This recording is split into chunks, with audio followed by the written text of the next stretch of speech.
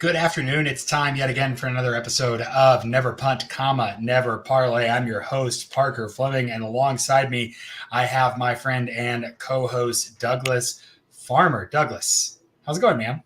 It's going pretty well, Parker. You know, it's a short week in our lives, in everybody's lives, and we try to get everything done within those first 3 days. And I like to look at that as a good thing because come Thursday, the hay will be in the barn, whereas usually I'm not at that point until Friday at midnight. So I'm doing pretty well. How about yourself? Yeah, I'm feeling good. I'm already anticipating just the holiest of all holy naps on Thursday afternoon. So, going to be great for that. We'll grind a little bit and get there. Douglas, we are, of course, part of the Hammer Network. We're hosted and sharing a YouTube channel with Hit the Books HQ. Remember, you can subscribe to all of that and get those Knish and Powers videos. Get a ton of good content as college football winds down. You still got great NFL, basketball, hockey stuff all over there at the Hammer too. So make sure you follow those guys as well. Make sure if you're here, you go ahead and hit the like button. That helps us out a little bit. I don't know how the algorithm works, but I know that the more likes we get, the better it does for the show. So hit that like button for us if you're here, and we can keep this thing rolling. That's the hope. Keep this thing rolling, and we want to keep it rolling, Parker, because we went a quiet, not so quiet 5-1 last week. You went with Coastal Carolina, and the Chanticleers did not do any part of the job that, in retrospect, I think was probably a look ahead moment we should have seen coming. They're a win away from still being in the Sun Belt title game. We should have maybe looked at that a little bit beyond the numbers. But otherwise, 5 easy wins. My 3 games covered by an average of 9.3 points, including Wake Forest never even threatening to score double digits, which made my life pretty easy on Saturday afternoon. Yeah, I had a TCU didn't look back, and UNLV made me sweat a little bit, but ultimately came out on the right side there. So a solid week of handicapping all around here towards the end of the season. And Douglas, frankly, we're kind of here putting the cherry on top of a very profitable year. I believe we are 39-30 on the year. So that's what plus 5.9 units. 5.9 units. And, Parker, if you take out one future that was kind of an in-season play, we are both 19-15, I believe, which is I'm looking for bragging rights. And now, as I say that out loud, I'm a little curious about my math. Let me go check the MP page. I think it would be 39-30. I'm a little bit off on that. We are 39-29 if you take that out, which means you have a 1-game lead on me. I will get that back. I am intent. You are 20-14. I am 19-15. I will not go down without a fight. Either way you cut it, though, both of those are profitable, well north of that break-even benchmark we need. So good to have that on a whole season, Douglas. I feel good about that here, given 3 plays a week, and those are going in the right direction this season. We've got a couple more today, and a couple more, obviously, for championship week and bowl season, and so lots of games left here. But we got a good thing going here. Let's recap a couple games from last week before we get into this week and get into our big games, and we get into some futures that we've talked about. There's a surprising one, Douglas, that I had to not double take, but triple take, that it was still on the sheet given what's in my brain for this season. So we'll talk about that as well. But let's first get into a recap of some games, and then we'll get to all the rest of the good stuff. Douglas, I regret to inform myself that you're now 2-1 in beer bets. We got the Jason Candle game. We got the hey, we don't actually care about the Mac anymore game from Toledo there. Very gross with Bowling Green. The heck of it is, Douglas, I made a beer bet against my number, which is just how it always seems to go, and it still didn't happen for me. So you're up 2-1 on the beer bets. You can go ahead and be up a game on the season bets on what we do officially on the record. I will gladly sacrifice that game to have bragging rights on you here. And but this is 2-1, and that doesn't include that you need UTEP to win a game. Well, if I look at the did you really get beat that bad graph that one Parker Fleming put out yesterday, UTEP should have won this past weekend. UTEP played far better. I'm just grasping for straws. And then we also have a beer bet out there on the college football entrance, which is going to come down to Texas probably. And that is something we'll look at in the futures. I don't even know. I'm not even going to go back to the show and look at what terms I tried to negotiate on that. If Texas makes the playoff, given who we all picked, I'm taking the win on that beer bet, and that'll be the season. That'll be the season tiebreaker. We'll see about that. Speaking of the playoff, I want to point out Georgia's evisceration of Tennessee, a very casual 38-10. Georgia didn't even flex to win that game by 4 possessions. Now Georgia is the favorite to win the college football playoff. Many books have Georgia and Michigan right at the same number. If they are different, Georgia has the lower odds, which is notable given the trend lines this season had been the exact opposite of that until about 10 days ago. Yeah, Michigan is. It's not that they've looked bad, but they certainly have cooled off a little bit here, and obviously the off-field stuff probably affecting that as well. I mean, it's almost immaterial that they just kind of skated by Maryland because it doesn't matter. All they have to do is win this weekend, and they're fine. But they were never uncomfortable against Maryland, but it was annoying, I think is the way I'd say that. Annoying might be the appropriate word. As somebody with a Michigan future, I was never worried in that game. And not just because Michigan could probably afford to lose that and then beat Ohio State, beat Iowa, still be in the playoff. I was never worried they were going to lose. And a lot of times at this point in the year, that's the metric you have to hold. November college football handicapping gets weird. We're going to get into that a little bit later. Sometimes it's simply, were you worried they were going to lose the game? And I was never worried about that. I was worried about Washington. I have those Pac-12 futures. They get by Oregon State 22-20. And another moment in the Parker Fleming, did you really get beat that bad graph? Washington kind of got beat that bad in the rain and still held on to pull that off. Yeah, I mean, Oregon State won that box score, I think is the way to say that. But Washington's had a couple of games this season. You can see them on this graph. They're all the way to the left there with a negative success rate. And all the way to the left, just short of Northwestern. And that is not a compare. Like Northwestern's put together a wonderful season. You still know that that's not the comparison you want for a playoff contender. That's not how you want to be winning these games. Absolutely. And yeah, I think it's easy to be like, oh, Washington's fraudulent. I don't think they're fraudulent. I think they legitimately have something, and if they're winning these games, they shouldn't. But I'm worried about the rematch with Oregon. I think that I've said and made statements that Oregon should be power rated and ranked above Washington, and that'll all get sorted out here in a couple weeks. I'm sure we'll have lots to say about that game. But not necessarily. For the record, let's be very clear. Oregon's not assured of a berth in the Pac-12 title game because our a podcast favorite, the Arizona Wildcats, have won plenty of game, and it's not outlandish that Arizona could slip in. Yeah, theoretically, we need that to happen. So the rematch is not certain, and so we can definitely we'll see how that happens. But I will say I think that giving Washington the benefit of the doubt, saying, hey, they've got some moxie. They are winning games that they should be losing. And that in a team is a very impressive thing. The other one that was important for both of us for futures, I think just for me for futures, but didn't necessarily matter because Memphis plays Temple this weekend. SMU 38, Memphis 34. SMU basically in the AAC title game. And it wasn't 38-34 close. It was great for the number, but SMU was very much in control of that game. Memphis has had a negative success rate in, 6 games this season that they've won. So the rent was due for the Tigers, it feels like. I grabbed that drive chart, and I'm not sure Memphis had the ball in the second half with an opportunity to take the lead. To me, that is often a look at, are you in enough control?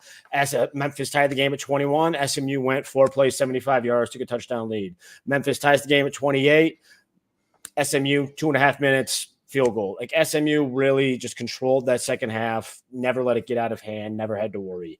Which again, it's what you're looking for from those teams in November. It doesn't have to be game control anymore. It doesn't have to be massive success rate differences. It has to be win the football game. Survive and advance is all that you need. Speaking of survive and advance, talking about a future, how is App State still alive? How is this zombie team still playing? I mean, they really had a rough stretch there. That was what they lost 4 of 6, but they have won 4 in a row, including wins, dominant wins over Marshall and Georgia State, and then a pretty dang impressive win at JMU game day. They eked that one out as well. And App State is sitting pretty heading into the last week of the season here against Georgia Southern. Is this the future you were referencing earlier that you were confused why it was still on the board at all? Yes. I was in our running show doc. I had 2 designations for the last few weeks of alive and dead. And App State got a new designation of revived. All Appalachian State needs to reach the Sun Belt title game is for JMU to beat Coastal. James Madison is favored by 9. For Appalachian State to beat Georgia Southern, Appalachian State is favored by 8.5. It should make the Sun Belt title game, which is going to be absurd and delightful. We both have that at 7-1. We both made that a full play. And I have Troy, who's already clinched a spot in the Sun Belt title game, at 3.5-1 with also a full play. So I am coming in here. I might have a chance at a guaranteed payday in that Sun Belt title. Yeah, which is certainly a nice position to be. The math is a little bit weird here because don't they need? They have to lose. They have to win. Yeah, I should talk this out loud because we're online. Okay, they need to beat Georgia Southern. Correct, and they're 8.5-point favorites. And they need James Madison to beat Coastal Carolina. But then James Madison's 7-1 in the conference. James Madison isn't eligible for James Madison can't go. There it is. I'm so dumb. Okay, there it is. Parker, Sorry, I was still far too many ideas and hours the last few weeks on James Madison. It's been a long week. And I was still living in a world where the NCAA is a functioning entity that allows us to do normal things like, I don't know, play in the championship if you're winning your conference and the best team. So you're right. Okay, so need that to happen this weekend. They need a little bit of help, but certainly doable there. So nice to have that revived. How are we doing in the other conferences with some of those futures that we took, Douglas? We both lost Nebraska, and for you, that's getting to be a little dicey because you don't. I didn't lose Nebraska. Nebraska lost it for me. I did no losing there. Nebraska did all of the losing. You still know where Nebraska is. You have these flyers in Oklahoma State and Louisville, but they were flyers, so they're not going to propel you toward a profit. Items that could propel you toward profit are Appalachian State to win the Sun Belt or Alabama and Texas making the playoff effectively, because I'm saying Alabama wins the SEC and they make the playoff. So you're still hoping that's your best chance. Whereas I am still sitting on 4 conferences, including 2 in the Sun Belt. So 5 good futures, Oklahoma State as a flyer, and that Michigan college football playoff title. I'm not ready to say I'm going to turn a profit on my futures, but things would have to go all against me for me not to at this point. Yeah, no, well, that's nice. Certainly hope that I get the chaos. Hopefully that you get just some of the normalcy in your favor, and those can work together, and we could both get into the positive. To be clear, with mine, it's Air Force would be an underdog, UTSA would be an underdog, Washington would be an underdog, but none of them would be huge underdogs, and I need 1 or 2 of them plus the Sun Belt. I need 1 or 2 of them plus Michigan. That's where, or Oklahoma State. That's where I'm well set up. The area you really need to worry about is the win totals. Let's start with the possibility that is still on top of this sheet that we have reached the final week of the season, and the North Carolina Fighting Gene Chiswick's have only 8 wins. It's still in play. I feel validated alone that it's still in play because for a minute there, it looked like it was absolutely going to get blown out of the water. Were they 6-0, 7? Like they. This is where the coaching matters. This is where the depth matters on that side of the ball. Is that look, they took maybe a step forward. We were saying, hey, maybe they're good. No, we're seeing some of the issues here. And I don't love North Carolina. Let me give me your thoughts on North Carolina. Let me pull up where I have North Carolina in my stats really quickly because I'd love to see where their defense has fallen to. My thoughts on North Carolina are less about this season and more about the Mac Brown program. You had, if not the greatest quarterback in recent North Carolina history, you had 2 consecutive dynamic quarterbacks at this program in Sam Howell and Drake May. And because you hired former Auburn national title winning head coach Gene Chiswick to lead your defense, you accomplished effectively nothing with Sam Howell and Drake May. And that to me is a damning indictment of Mac Brown and where this program is. And in my opinion, that it has no idea where it's going. You couldn't get it done now. What's next, Mac? Like, there's no succession plan behind him. I think this program is really on a cliff's edge here, and it could fall which I don't want, but like if they couldn't do it now, and Mac Brown is how old, and Gene Chizik is the most likely successor. Look, it could get dark, man. Yeah, they're down to 54th in defensive EPA per play when you adjust for opponent, and you weight that for more recently. So yeah, it's getting not great. 61st in defensive success rate, 94th in rushing success rate allowed. It's not great on the defensive side of the ball. I've actually got them as a 3-point dog to NC State this weekend, which is also the spread. So your number is right on this point there. Love it. Overall in win totals, that's the biggest Vegas, hire me. I'm setting these lines. Vegas, don't hire him. He doesn't need that ego boost. Overall, the win totals, you are headed toward if this weekend breaks as projected, negative 2.25. Whereas if you include my misguided USC pick'em earlier in the season at Notre Dame, which was a future, I am headed toward a positive 1.12. So futures, whoa, I've got you. You got to include that one. Yeah, I did. Okay. Oh, okay. I would be 2.22. 1.2 is with it. Okay. 1.12. Right. So I've got you on futures most likely. I've got you on win totals most likely. I've got you on beer bets. I am going to make up that game on our weekly picks, Parker. So help me God, I'm coming for you. We'll certainly see how that goes, Douglas. A really big slate of games. Let's get into some of these because I want to spend some time on a stacked slate and then some really fun picks as well. I went weird on picks, so maybe I'm going to regret this strategy when we look at the records at the end of the season. But I was just feeling myself. So you didn't go as weird as you told me you were going to. No, but lines move. So when I texted you what I was going to do, the lines moved since then. So I'm a good Douglas. I'm a good bettor, and what do? I shop and I watch the lines move and I look around. It's almost don't like make plays just because I said I was going to. You know, the easiest way to improve as a sports bettor is to use multiple sports books and always get the best odds. You, for example, use an odds comparison tool like BetStamp. BetStamp compares odds across every sports book for games, futures, player props. It saved Parker time and money because he checked BetStamp before he put in his picks today.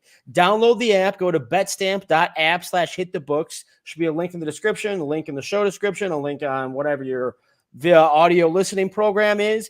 And on top of that, when Parker and I get to our picks here, we're going to specify some sports books. I know on one of his, I had to make sure he knew to use Caesars because those were the best odds. And that's why Parker keeps pointing at that QR code way over yonder, because when we specify that, you can scan it. You're going to go to a sign-up page and be able to get that number at those books as quickly as possible. This is how you improve as a sports bettor, along with listening to Parker's always insightful numbers and my somewhat insightful ramblings. Absolutely. Let's get into some of the previews here on Never Punt, Never Parlay. Douglas, Thanksgiving tradition, one of the most wild college football games year in and year out. Ole Miss travels to Mississippi State. The Rebels are a minus 10-point favorite on the road. 55.5 is the total here. I know I'm going to be watching this game, and I have some belief that the University of Mississippi is the much better team. Douglas, what are you thinking about this one? I think much better is putting it lightly, and it's terrifying to bet a double-digit spread in this chaotic rivalry. Like this one is the epitome of, we joke about Bedlam, that anything can happen. In there, we're referencing the scoreboard. Here, like literally anything can happen on the field. We've seen it. We've seen both coaches get fired because of the result. I am afraid of betting a double-digit spread, but I am inclined to go with Mississippi without any second guessing. The Mississippi State program is just, the season's over. You might get up for this rivalry, but will you get up enough? I'm not so sure.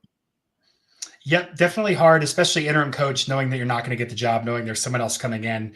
We'll see what it looks like, and knowing that I don't think Lane Kiffin's going to take the A&M job, so it'd be nice for him to win out here and kind of put on display who is the superior program. Let's not have that. Let's move. Let's just let that sit and keep moving on. A big game Friday afternoon, and I'm not talking about Nebraska beating Iowa. UTSA Tulane is an AAC semifinal. Without any other way of phrasing it, it is that Tulane is a home favorite by a field goal and a hook, and I have that UTSA future, so I'm sitting this out. There were a few occasions this week when I was looking at numbers where I thought, should I try to hedge out? And I think I'm just going to sit all of them out and hope that 2 of the 4 come through for me, and that's good enough. In this instance, if UTSA was favored, maybe I would hedge by taking the points on the other side. But as an underdog, I just need to sit it out. That makes sense. Good little bit of strategery there. Are we talking enough about what Jeff Traylor and UTSA have done, jumping up a level, effectively moving into the American right there at the top? I believe somebody around these parts was talking about that exact concept in August, which is why this number is in our futures profile. They had just been too consistently winning for this jump up to have been that much of a leap, especially when you realize the competition they had at Conference USA, that was a good stretch for CUSA, was on par, the top part of the league, the topmost part of the league with what they're facing right now in the AAC. Yeah, I don't know. This is weird offseason wonkiness, but it really did feel like the CUSA last year, the distribution of teams was very, very wide. So the mean was much lower than the AAC. But that top level, I think you're totally right. There's a ton of overlap there, and we're seeing that borne out here with UTSA. I have them power rated, not power rated, 74th in EPA per play margin. Tulane is 70th in EPA per play margin. So this is a lot closer than I think the numbers might even suggest. Two things that have me here that I'm interested in, Douglas. I'd actually lean towards an over here, but this one moved a little bit for me. Was this? GSA's, no, you said you leaned over. No, I was going to take, so I was going to take an under, but I was leaning over on this, and I was thinking about this today, but it moved away from me. I believe it was 52 at some places. But it is, UTSA is 64th in passing offense. Tulane's defense, 97th in passing defense. Tulane's offense, 23rd in passing. UTSA's defense, 70th in passing. There's going to be some points. So watch that line. If it's under that key number, I'd be interested in going over there, because I think that there's going to be a lot of passing here. But this one is just, again, good football this weekend. Love to see, Douglas, that it's on ABC. Love that. It's going to be a nice way to spend Friday afternoon. I plan on taking it easy Thursday, and maybe I have a tradition of always having a few fingers of my favorite rum during the Egg Bowl. But as long as that's all I have, I should be in prime viewing shape for this AAC semifinal. And of course, these games that we like so much are the appetizer, the prelude, the trailers to the game on Saturday afternoon. We've already got Scott Young in the chat saying exactly what you'd expect an Ohio State fan to be saying. Parker, Ohio State at Michigan. Michigan is down to a field goal favorite at noon Eastern on Fox on Saturday. This may as well be a college football playoff quarterfinal. I'm going to go ahead and say this is a college football playoff quarterfinal. Well, it matters this year. Next year, it won't matter because both of these teams will make a 12-team expanded playoff. So, the regular, once that happens, Douglas, I've been reliably informed that regular season games and conference championships will no longer matter because both of these teams will have a chance to the playoffs. So, RIP to the college football regular season. It was nice while it lasted, but it's going to be gone. I want to double down on your point right there. So you're telling me that things like Farmageddon won't matter, or Georgia playing Georgia Tech won't matter, or South Carolina Clemson won't matter, or North Carolina State won't matter, or Wisconsin Minnesota won't matter, or Arizona. Leave the trophies at home. Leave them at home. Doesn't matter. Rivalries are what make college football. This is the core tenet of why Parker and I get up in the morning, and no 12-team playoff will ever rob us of that. But anyway, let's go back to Ohio State, Michigan. What are you thinking on this? This is another one that I am inclined to sit out because I have such a nice position on Michigan in the futures.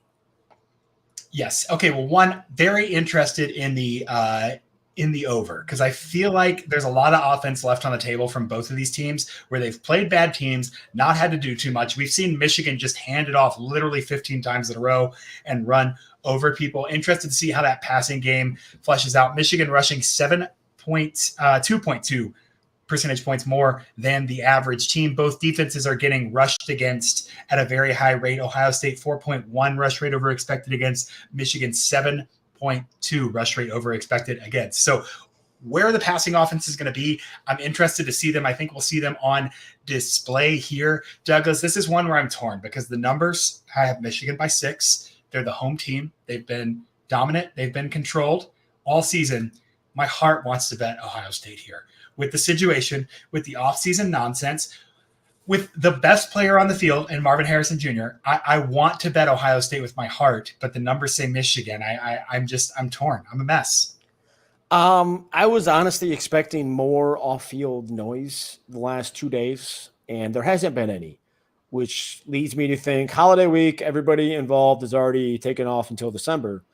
I mean, that is probably why they accepted the suspension and they accepted the resignation and they fired the guy and did all that to say, like, let's get out in front of it. And because Ohio State and the Big Ten wanted to drag this into Thanksgiving week. They wanted it to be as long and messy as possible. Maybe not the Big Ten. That's too conspiratorial. At least Ohio State wanted it to. Well, Ohio State has been notably quiet. We shouldn't go down that rabbit hole. And Ohio State has been notably quiet throughout this entire process.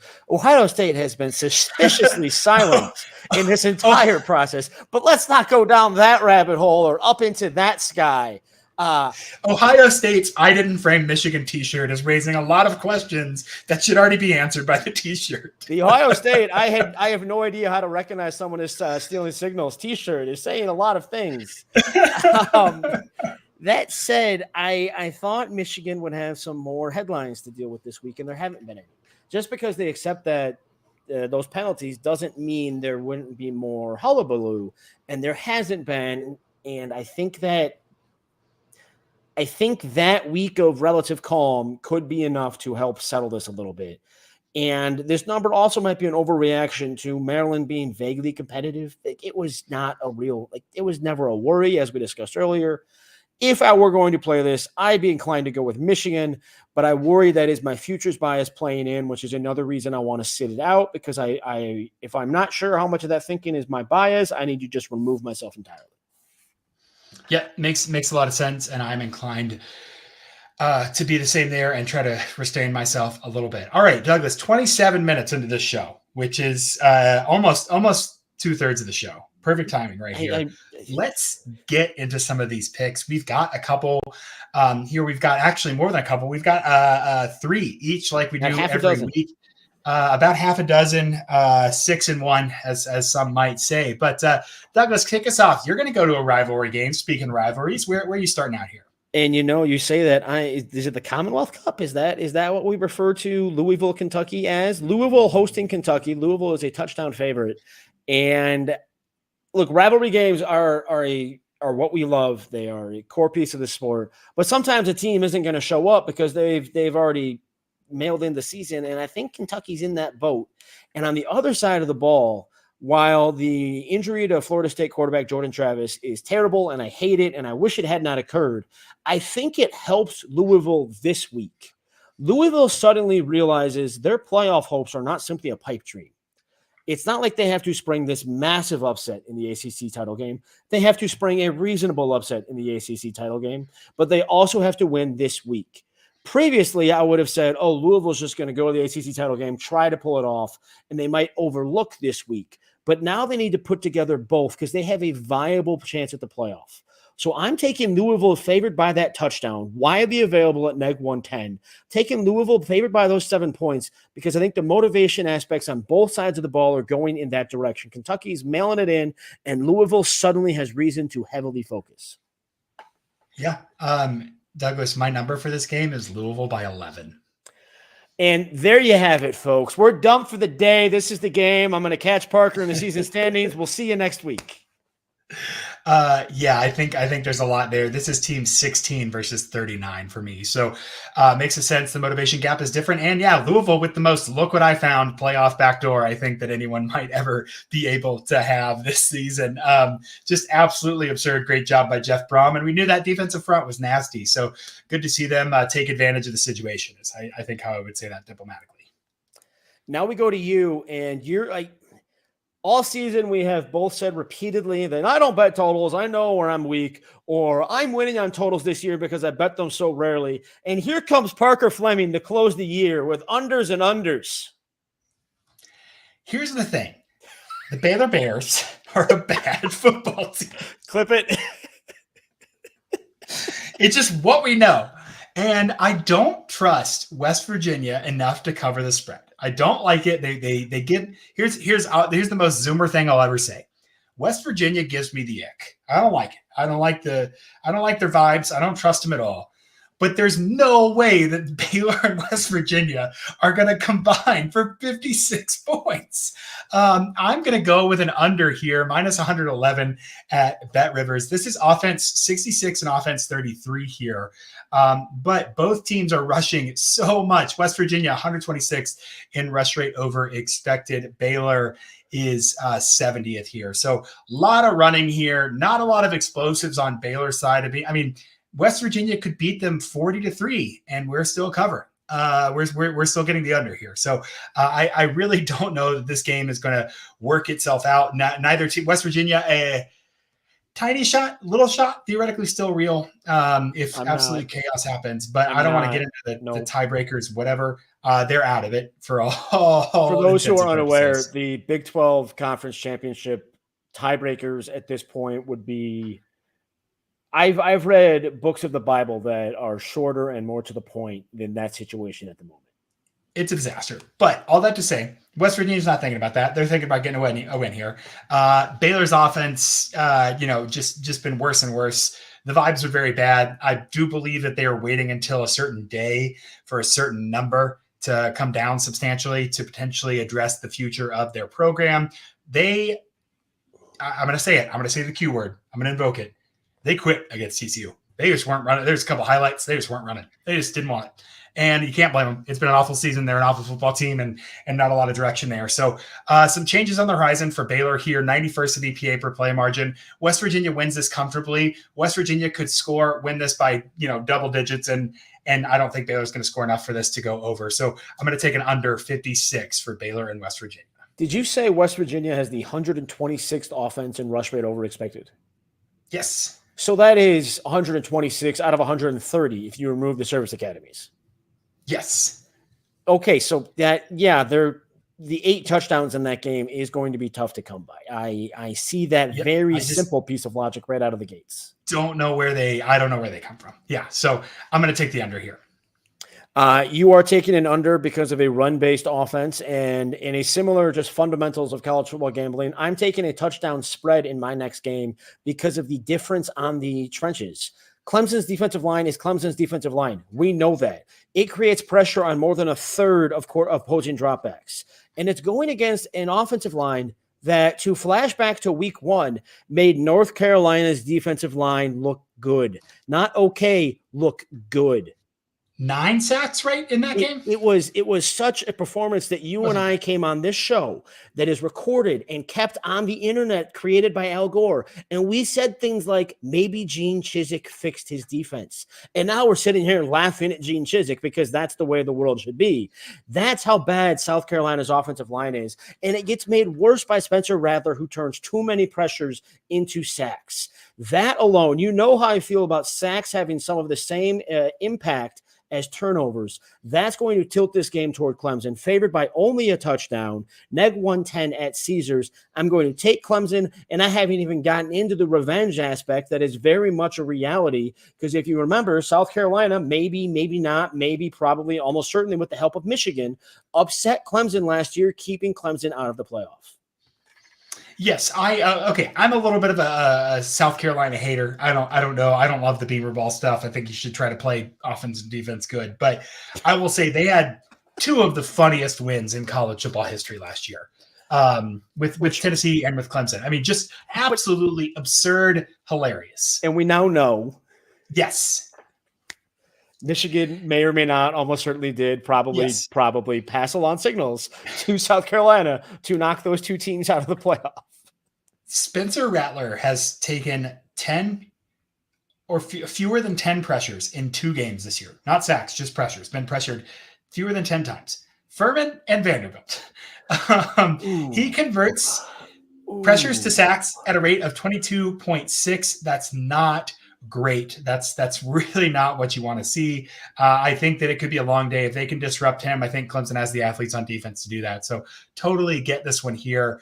Fine betting against South Carolina. The only part of that surprises me is that if Gene Chizik's defensive line could create such havoc on South Carolina's offensive line, I'm surprised Gene Chizik's son, who's a defensive back at Furman, could not create such havoc on Spencer Rattler in that game. Speaking of knowing signs, yeah, what are we doing here? Why don't you pass an info, Pops?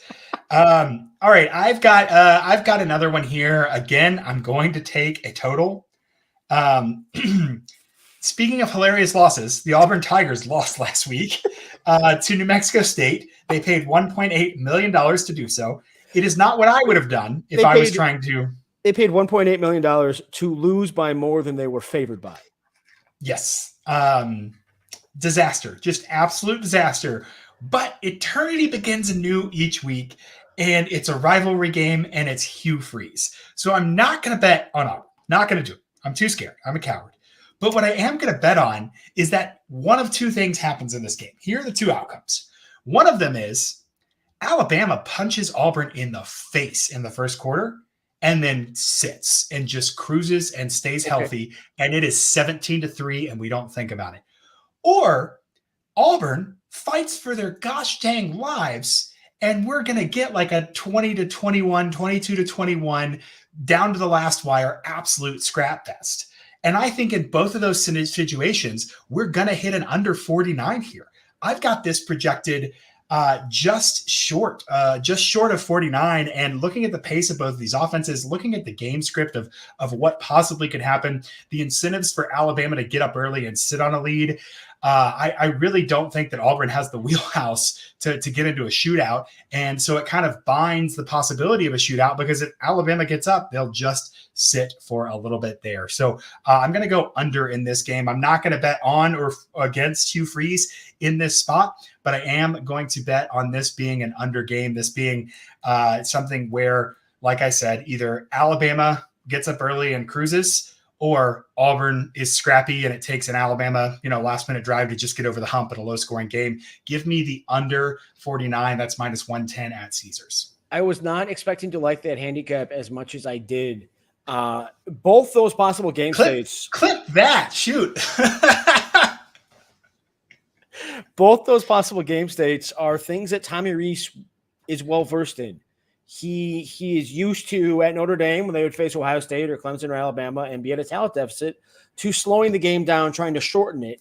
And if Alabama punches Auburn in the face right out of the gates in a counterintuitive way, he's going to go back to that, shorten the game, and get out of it. Well, or if it's a tight game, he and I'm not trying to make this as a direct comparison, it's a parallel, if anything. Steve Sarkisian is very good at using first quarter drives, first quarter plays to set up third quarter plays. It is why he is such a good play caller. Tommy Rees has more of that in him than people give him credit for. So if he sees this is going to become a game, he will be ripe to sacrifice a possession or two in the first half for a kill shot in the second half, which also plays to an underthought. I see where you're coming from there, Parker. Both ideas of that gameplay should work very well. Yeah, absolutely. I don't bet totals often, but I just saw these two and thought, you know what? Let's go with an under. Let's go Thanksgiving. I'm going to be sleepy anyway, eating a lot of turkey. I want to root for the under. On a complete tangent, ham has more tryptophan per ounce than turkey does. So if you really want that Thanksgiving nap, eat some ham, not turkey. On a completely unrelated note, we will go back to college football. And I am taking one more rivalry game. I do not know the nickname for this rivalry game. I think the winner of it should be called Louisiana for the next year, and the loser of it has to go by their city name, be it Lafayette or Monroe. That is not the reality. That's just my personal belief. I don't know why this game is within 2 touchdowns. Similar to last week when I asked why is Kent State within 2 touchdowns of anybody, why is Louisiana Monroe within 2 touchdowns of anybody? This game should be close to 20 points, not simply 12. Why Louisiana, a.k.a. Louisiana Lafayette, is favored by only 12 baffles me. You can get that at neg 110 at Caesars. That's just a simple numbers aspect. This game should be closer to 3 possessions. Now you add in the fact that Louisiana Lafayette is 5-6. A win here makes them bowl eligible. And head coach Michael DeSamoro, I butchered that last name and I apologize, I'm rambling, desperately needs this win. He went 6-6 last regular season, 4-4 in the Sun Belt. This year, he can also go 6-6, but he'd be at best 3-5 in the Sun Belt. You need to get to a bowl game to have this season be at least comparable, if not better. A bowl game win would make it arguably better than last season. And he needs to show that kind of progress because it hasn't been great at maintaining Billy Napier's program. I'm on Louisiana by 12. I don't understand why this number is so low. That makes a lot of sense to me. Douglas, I'm reliably informed. I just texted my dad live on air and said, hey, is there a name for this game? And he said, I've never heard of one.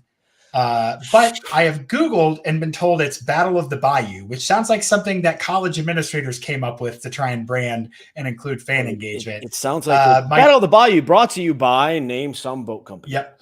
So my dad, knowing the region, I'm going to trust him and say this is not a named rivalry. If you're in the comments here and know a little bit more about that, please feel free to correct me there. But I'm not going to sell out to the corporate sponsors and call it that.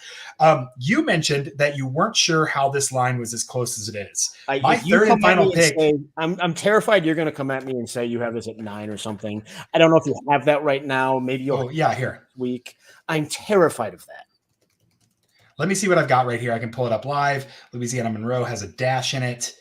I've got this at 16. No, you're fine. Good pick. Good pick.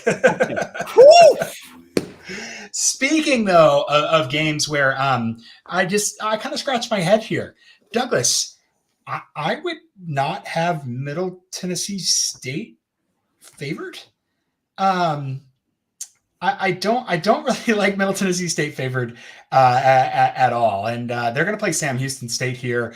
I like a little Conference USA, and I don't know that I'm too big on what MTSU has been doing, especially in the pass offense, that it's going to translate over.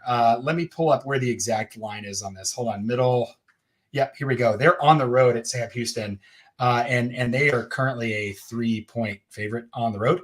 That's just one of those, to me, that doesn't make a ton of sense. You look at their last couple of games. Sure, they beat UTEP and FIU at home, but they've looked absolutely abysmal on the road. They've looked bad in a lot of situations, and where they've improved has been the passing offense. They're 84th in EPA per pass, moving up to that, but Sam Houston State is 44th in EPA per pass on defense there. So I don't think they match up well. I like the home dog with the points here. Sam Houston State, a lot more of a rah-rah, something to play for kind of home win mentality here at the end. This one just didn't make a lot of sense to me. I'm going to go ahead and take Sam Houston State to cover as a dog. They've been good to me before this season. They've been getting better over the course of the season.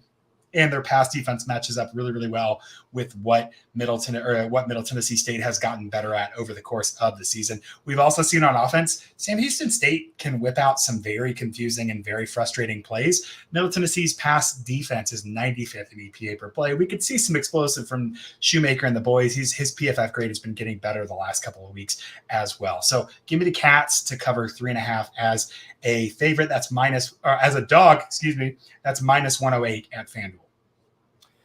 I like that. And I think I might have botched our sheet. It's minus 112. That's on me. You can also get it at minus 110 at Caesars. How do I know that live? I'm using a non-comparison tool like betstamp.app. That's my mistake, not Jacob's, not yours. My mistake. Sam Houston State, a 3.5-point dog at minus 110. And Parker, I need to ask you, you're not going to be surprised I'm asking you this. You don't think Sam Houston State should be an underdog. So if I were to say to you, the money line is plus 152, you would be inclined. Okay. Producer Jacob, where art thou? Can we, let's lock that in on air. That's great. I'll do that. You're going to do a separate, call it a half unit. Let's do a full unit on the points. Let's do a half unit on Sam Houston State money line. We'll do it live. I love it when we improvise like that. So let's do one more piece of improvisation because we had one comment asking about a game that kicks off in 2 hours, 2.5 hours. Bowling Green, Western Michigan. Bowling Green is a 2.5-point road favorite. And Parker, I know your numbers lean with the Falcons. And my only hesitation there has been Lance Taylor has not let his team quit this season. It's been very impressive in that respect. Western Michigan, I was most impressed when they beat Central Michigan. And in that rivalry game that they had no business, it seemed on paper. So I understand your numbers, but I worry a little bit just based on what Lance Taylor has done this season. Yeah, I just am not interested in betting against the home team in the MAC anymore. Like, I don't know. Do we have weather for what it's going to look like at Western Michigan tonight? I think that would be something I'm interested in. While maybe you're pulling that up, I can talk about this very briefly. This is offense 109 versus defense 118. That's Bowling Green versus Western Michigan. But then Bowling Green's defense is 63rd, which for a MAC school is very, very good. And again, these numbers are weighted for recency throughout the season. So, if you think Western Michigan's offense could put up a show here, it's not like Bowling Green's offense is going to be able to keep up very much. One thing that really stands out, maybe the two biggest discrepancies here in this game, just because we got a minute and I like going into some of these games. Bowling Green, huge field position advantage on offense. They're fourth in the nation in average starting field position on offense, 32.7 yard line starting. Western Michigan, 105th in starting third field position allowed. 40 degrees and clear. Okay, so maybe no weird action tonight with the weather. 40 degrees and clear is the weather report from weatherman Douglas. You can see these numbers all over the place. You can get plus 2.5 at even money for Western Michigan, minus 2.5, minus 110 for Bowling Green there. So the field position advantage, very, very huge. The other one that matters a whole lot, I think, Western Michigan's been slightly better on early downs. They're 66th in early downs EPA. Bowling Green is 21st in early downs EPA allowed. So really, really good at getting their opponent behind the sticks. We'll see if Western Michigan kind of avoid those disaster scenarios because they're 114th on third and fourth down. So all my numbers are saying Bowling Green. I don't like betting against MAC teams at home. I don't like taking against them though. I agree with you. I like it. I appreciate Howdy jumping in the comments telling me I didn't mess up our sheet beforehand. FanDuel's odds moved as we got to that pick. Maybe they knew where we were going. Appreciate the cover story, Howdy. I'm going to continue to own it.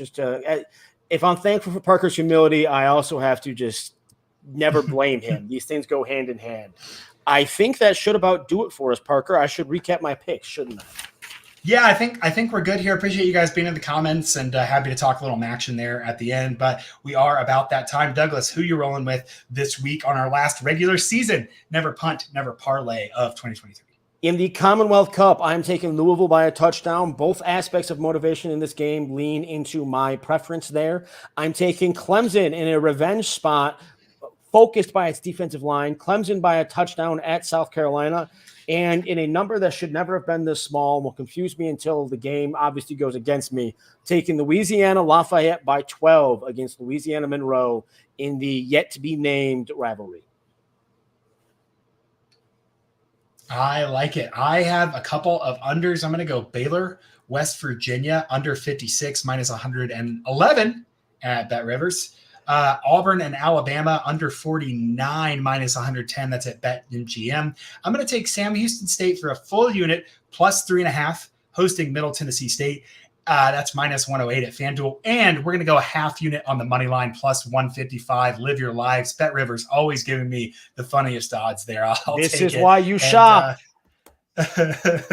And that's what shopping can do for you. So we'll add that play, that improv live on air. I like that one a lot too.